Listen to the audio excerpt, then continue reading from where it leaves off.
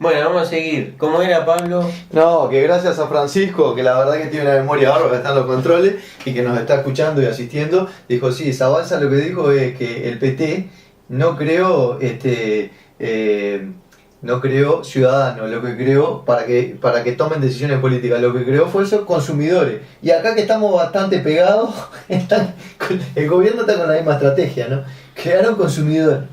Pero socializar la política no, para que la gente tome las decisiones, el propio pueblo, ¿no?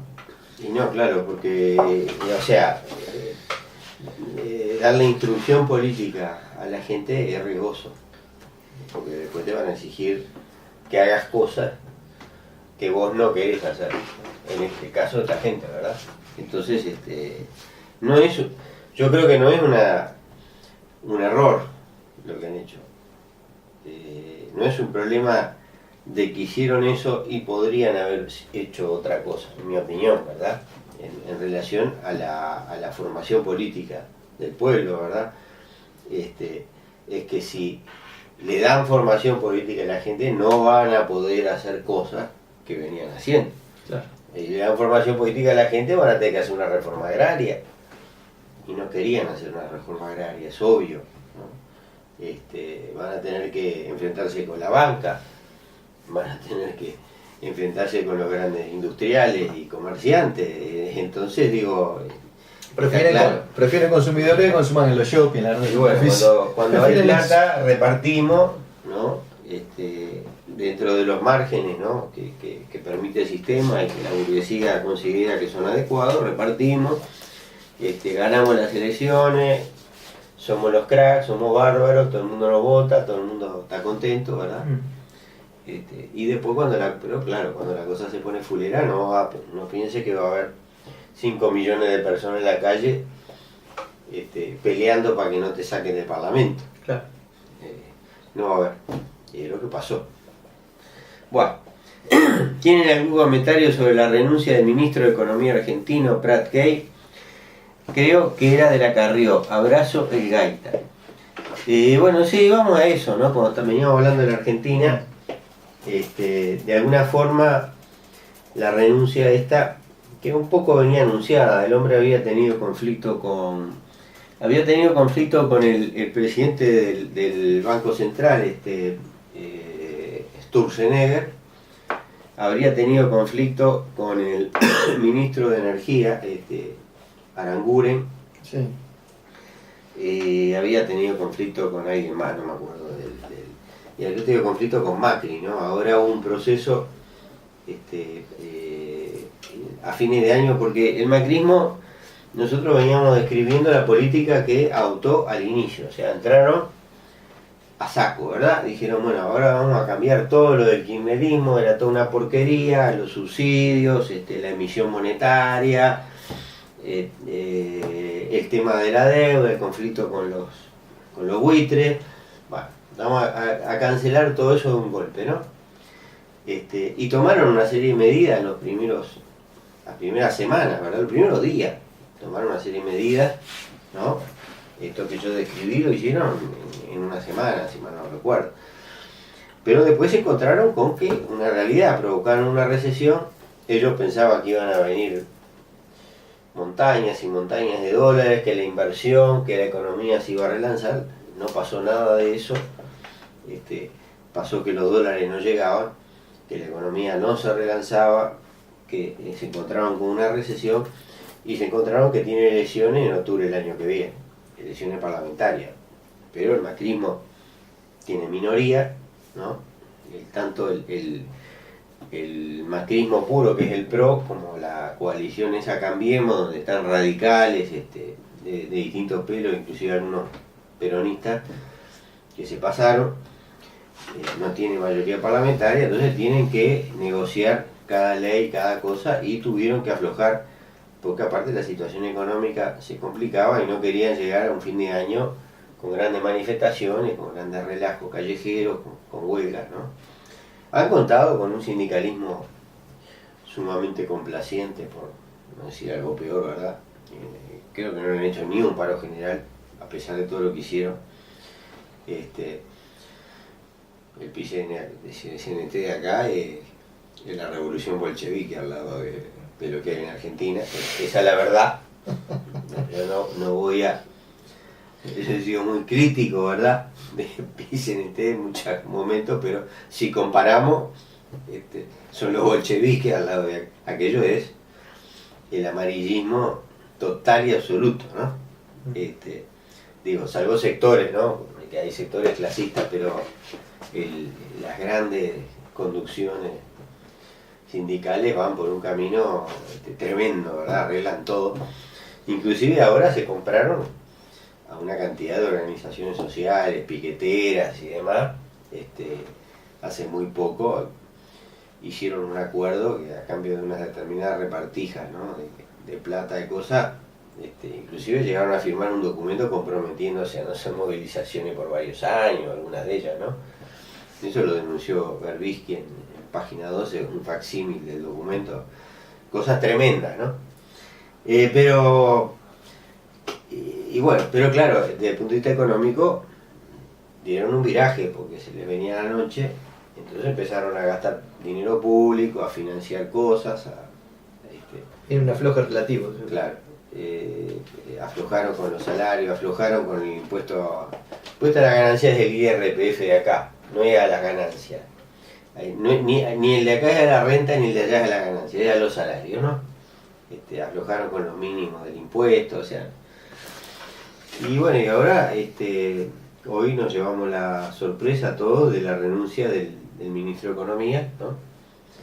Lo sustituye un tal Duhovne, que tiene programa de economía en la televisión, que ideológicamente exactamente lo mismo que el que se fue. Las discrepancias que han tenido, que pueden haber tenido, son discrepancias de método, de tiempo, de cosas.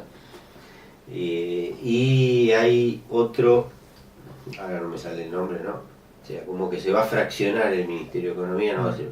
Ya la conducción económica no era individual, porque por ejemplo estaba el Banco Central, la política del Banco Central ha sido criminal, ¿verdad? Sturzenegger empezó con tasas de interés de las LEVAX, letras del Banco Central, LEVAX, bueno, lo mismo que la letra de regulación monetaria acá, ¿verdad? Títulos emitidos de moneda nacional a corto plazo, empezó casi del 40%, ¿no? Una cosa, o sea, armó una enorme pelota de ese tipo de deuda, en la cual hay los desconocidos de siempre, o sea, los conocidos de siempre están ganando fortuna, ¿no? Ahí están los nombres. Sí. Luis Caputo es Nicolás Duhovne y Luis Caputo, ¿no? Los dos que quedan a cargo del Ministerio de Economía, pero estábamos diciendo que ya estaba fraccionado, o sea, entonces Sturzenegger impone esas tasas de interés bestiales, porque además, después de la devaluación, era absolutamente previsible, ¿no? Nosotros lo previmos, sí, que el dólar no se iba a mover, porque sí, iba a empezar a haber un influjo de capital, ¿no? Sobre todo con una política del Banco Central de ese tipo, iba a haber una entrada de dólares, aunque sea solo para meterse en esa especulación. O sea, gente que vendía los dólares para comprar los LEVAC, que es claro, como la letra de regulación monetaria del Banco Central del Uruguay, pero del Banco Central de la República Argentina. Exactamente. Ah. Entonces, claro, no iba a subir. Liberaliczaron los tipos el cambio, ¿verdad? Liberalizaron los movimientos de capitales, que todo eso estaba, en el kirchnerismo estaba controlado, ¿no? Sí. Muy controlado. Y se produjo un fenómeno que era totalmente previsible. Empieza a entrar plata para meterse en esos instrumentos, ¿no? Y al mismo tiempo eso es produce un gran trancazo en la economía, porque el que pensaba invertir en algo, empresario que tiene plata, sí, iba, no sé, ir a la fábrica, iba a comprar una máquina nueva, por un lado le había caído el consumo, le había caído la demanda, lo que producía. Por otro lado, la devaluación, pero se produjo una gran devaluación en un momento, pero con una inflación tan alta, sí, ¿no? O sea, la inflación que generó esa devaluación fue mucho mayor que la devaluación misma, entonces se produjo un atraso cambiario. Eso, Eso es lo que la gente va a Buenos Aires y te dice, está carísimo, está todo carísimo, está todo más caro que acá. Atraso cambiario. Y entonces tienen atraso cambiario los empresarios, por un lado. Por el otro lado tienen, o sea, exportación, olvídate. Consumo, reducción del consumo. Sí. Demanda interna para abajo. Demanda externa para abajo. Demanda interna para abajo. Y por el otro lado, el chiche de que la pones en Levac y agarrás. Bueno, la tasa fue bajando, pero ahora está, yo no me acuerdo el número exacto, pero está como en el orden del 23, 24%. Agarrás la plata y la pones en Levax y te dan el 30 y pico por ciento, sin hacer nada, sin mover un dedo, sin ningún riesgo, sin nada. Entonces, ¿qué va a pasar con la inversión? Lo que pasó, nada, un desastre. Y después, bueno, la otra medida que tomaron ahora fue el famoso blanqueo de capitales, o sea, provocar una amnistía fiscal a cambio de que se ingresen capitales y se paguen una tasa de impuesto baja. En el caso de los inmuebles, por ejemplo, que tienen inmuebles declarados en Uruguay, creo que es del 5%. En el caso del dinero que retornan a Argentina es del 10%. E incluso si lo colocan en determinados títulos públicos que tienen algunos años de duración, no pagan, ¿no? Eso ha provocado un cierto ingreso de capitales, pero por ahora las perspectivas no son buenas. Eso es lo que hay atrás de la renuncia, la destitución, ¿no? Porque parece que no fue una destitución de Placay, ¿no? Y el tipo había tenido, claro, son todos tipos muy, voy a hacer una expresión grosera, pero son todo tipos altaneros de la burguesía, pagados de sí mismos, prepotentes, todos ellos, ¿no? De Macri hasta todos estos que están en el equipo económico, ¿no? Tipos jerarcas empresarios, acostumbrados a mandar, a hacer lo que ellos quieren, ¿no? Y obviamente en esa bolsa de gatos tienden a chocar. Bueno, vamos a ver qué pasa con estos nuevos gerifaltes de la economía argentina. Otra vez volvemos a lo mismo. Si la soja vuelve a $500, la economía argentina va a volar, yo no tengo ninguna duda. La soja, estamos hablando de la soja, el maíz, la carne, los principales productos de exportación, los principales commodities de exportación. Si la soja se va a 180, bueno, va a ser un desastre. En fin, es un poco esquemático de más. Sí. Después está lo que puede hacer Trump, que no se sabe bien exactamente, pero bueno, eso ya tendríamos que entrar en el tema interno de Estados Unidos. Me parece que hoy no va a dar mucho el tiempo, ¿no? Acá hay otro mensaje. Hola William, salute. Qué raro, un embajador ruso con un solo guardaespaldas y encima turco y con antecedentes penales. Esto es un gran UPSS de la inteligencia rusa. No sé qué quiere decir.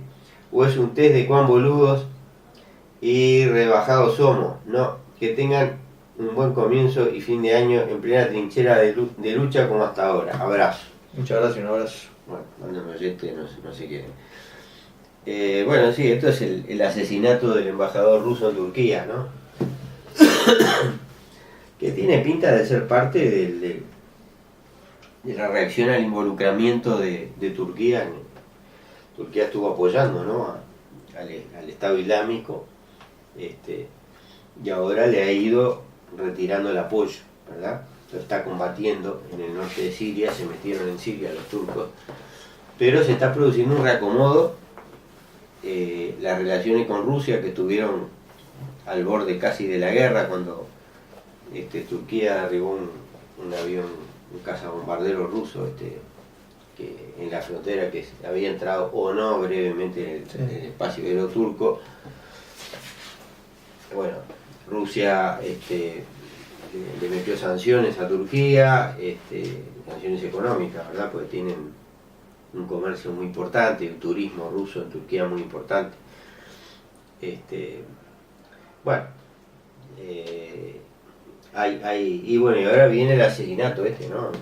Mira, el tipo la verdad que lo cocinaron lo cazaron como un pato ahí. En un museo, sí.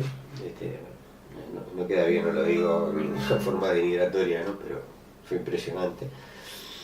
Y aparentemente el resultado ha sido más bien un acercamiento, ¿no? Político entre Rusia y Turquía, el resultado del asesinato. Alguna gente en las redes yo vi que lo había comparado al asesinato de aquel famoso archiduque, Sí. no era Francisco, pero vos no sos archiduque, en Sarajevo, que fue el origen de la Primera Guerra Mundial, ¿verdad? Sí. Bueno, evidentemente la comparación no parece adecuada y bueno, vamos a ver qué pasa. Hola, no a las tropas imperialistas invasoras en el país hermano Haití, no a la pirotecnia en esta fiesta, sí al caceroleo contra los tarifazos de este fraude amplio para que la crisis no la siga pagando el pueblo. Saludos, Juan, desde la cuna del prócer Sauce. Bueno, un abrazo a Juan. Y la verdad que la pirotecnia a mí a medida que pasan los años cada vez me gusta mucho, menos. Sí, a mí también no me gusta nada. ¿Será que uno se va volviendo medio perro? Y lo dice por los 4 obreros de la fábrica Por supuesto, ilimitada, sí. ¿no? De Meteoro, Sí, de ahí, de Toledo, ¿verdad? Bueno, y acá Inocencio nos manda 25 años de que bajó la bandera del techo del Kremlin, ¿verdad? 25 años del fin de la Unión Soviética, ¿no? La verdad que ese sí que es un aniversario triste, ¿no? Con todos los problemas que podía tener la Unión Soviética y el campo socialista, el mundo era distinto.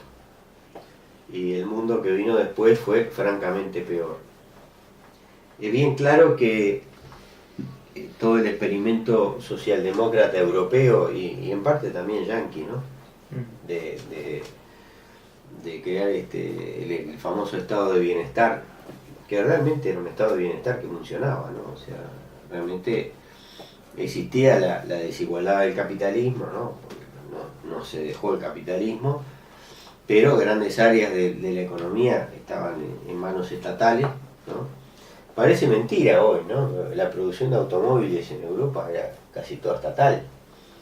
En Francia las grandes fábricas de automóviles eran del Estado. En Inglaterra también. Por no hablar de la electricidad, del agua corriente, del gas, pero además todo el sistema de cuidado, ¿no? de los pobres, de los ancianos, el sistema de seguridad social para los trabajadores, para el desempleo, o sea, toda, el mismo de alguna manera también, ¿no? Muchos de nuestros compañeros cuando llegó la represión se refugiaron en Europa y realmente fueron muy bien recibidos y tuvieron acceso a estudiar y a niveles de vida mucho mayores que lo que tenían acá, por cierto, ¿no? Todo eso forma parte de ese entorno socialdemócrata y eso era un resultado directo de la existencia de la Unión Soviética del campo socialista. O sea, yo creo que eso es innegable, históricamente no se puede negar. La amenaza que representó para el capitalismo el surgimiento primero de la Unión Soviética, ¿no? La derrota del capitalismo en Rusia, primero de la monarquía y después la sustitución, la creación de una sociedad socialista que expropió los medios de producción, que expropió la banca, que expropió la tierra, que repartió la tierra entre los campesinos, una parte, otra la estatizó, otra la cooperativizó, pero que expropió a los terratenientes. Todo eso, digamos, le obligó a la burguesía de las potencias occidentales a plantearse una alternativa, ¿no? O sea, la necesidad de decir, bueno, esto se viene para acá. Estuvieron a punto, ¿no? Porque hubo revoluciones en Hungría, en Alemania, en una cantidad de países, ¿no? Europeos que fracasaron, por una u otra razón fracasaron, pero se la vieron venir y tomaron medidas, ¿no? Y la medida en lo esencial consistía, bueno, tenemos que repartir acá, ¿no? Si queremos seguirnos comiendo toda la torta como hasta ahora, nos van a comer, ¿no? Después viene todo el fenómeno de Alemania, la Segunda Guerra Mundial, la invasión de la Unión Soviética. Evidentemente Hitler fue alentado, ¿verdad?, a atacar a la Unión Soviética por los países occidentales, solo que Hitler se salió del libreto, ¿no? O sea, dijo, bueno, antes de largarme contra la Unión Soviética me voy a morfar toda Europa, ¿no? Eso no lo tenían previsto. Pero, evidentemente, la intención de los líderes,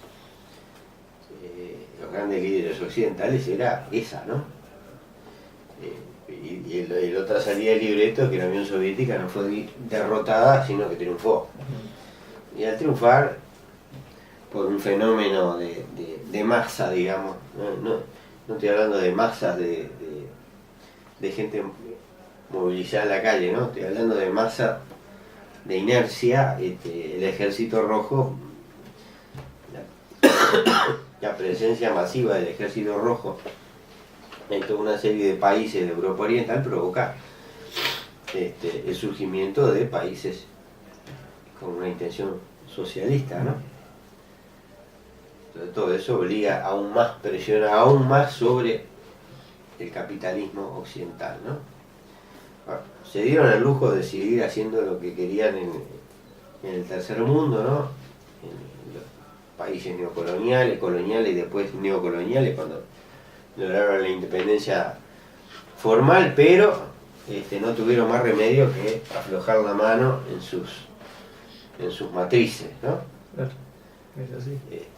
Esto es muy claro, ¿no? El caso de Italia, cuando el accionar de la CIA contra el Partido Comunista, el financiamiento de la democracia cristiana, pero eso va acompañado también de medidas, ¿no? de favorecimiento de los intereses populares también, ¿no? Es represión, es violencia, es propaganda, es acción subversiva, digamos, por llamarla de alguna manera, acción secreta, guerra psicológica, pero también, o sea, es el palo, pero también hay zanahoria, ¿no? Italia, Francia, algo parecido, países que tenían grandes partidos comunistas que además habían salido muy prestigiados de la lucha antifascista, antinazi, ¿no? Y bueno, así llegamos a cuando el producto de sus propias contradicciones, la Unión Soviética empezó a mostrar grandes grietas, ¿no? Volvieron por su fuero. Eso se produce a fines de la década del 70, ¿no? Empieza Reagan, Thatcher, vuelven por sus fueros, y al final la Unión Soviética, hay un trabajo que vamos a ver si en algún programa lo leemos parcialmente, que salió en Rebelión hace 4 o 5 días, yo lo tenía localizado, después se me perdió ahí, que muestra cómo la degeneración burocrática, dijera Trotsky, ¿no? Creo que usaba ese término, de la Unión Soviética, termina con una burocracia que se ha metido en la entraña del sistema, que asume el control de los resortes principales de la sociedad, que percibe beneficios extraordinarios, ¿verdad? Los tipos tenían casa de campo, casa en la playa, casa acá, tenían acceso a tiendas especiales, o sea, eran burgueses, vivían como si fueran burgueses, pero no eran burgueses. ¿Por qué no eran burgueses? Porque no tenían, ese papel no era legítimo, o sea, era un papel usurpado. O sea, ellos no eran los dueños de los medios de producción, la Constitución soviética no les permitía ser dueños de los medios de producción. Entonces, todas esas ventajas estaban sujetas a que cualquier cambio político las podían perder, o cualquier acción de la justicia o de la policía, yo qué sé, o sea, estaban violando la ley. Entonces, ¿cuál es el régimen que permite que los privilegios sean legítimos, que los privilegios se perpetúen, ¿no?, a través de la herencia? Bueno, hoy en día, un minuto, hoy en día es el capitalismo. En otra época fue el esclavismo, el feudalismo, qué sé yo. Hoy es el capitalismo. Y decidieron, bueno, tenemos que llevar esto hacia el capitalismo, lo cual nos va a permitir legitimar nuestra situación privilegiada. Y así se quedaron, ¿no? Los responsables del partido, eso se quedaron con las empresas. Bueno, y nos vamos. Volvemos al 2017. Volvemos al 2017. Un gran abrazo para todos los oyentes. Feliz año. Felicidades. Y para todos los amigos acá de la FENI, Francisco y el personal. El personal de la FENI, el resto personal de la FENI también. Y que este programa se emite mañana martes, ¿no? Se emite mañana. Muy bien. Mejor.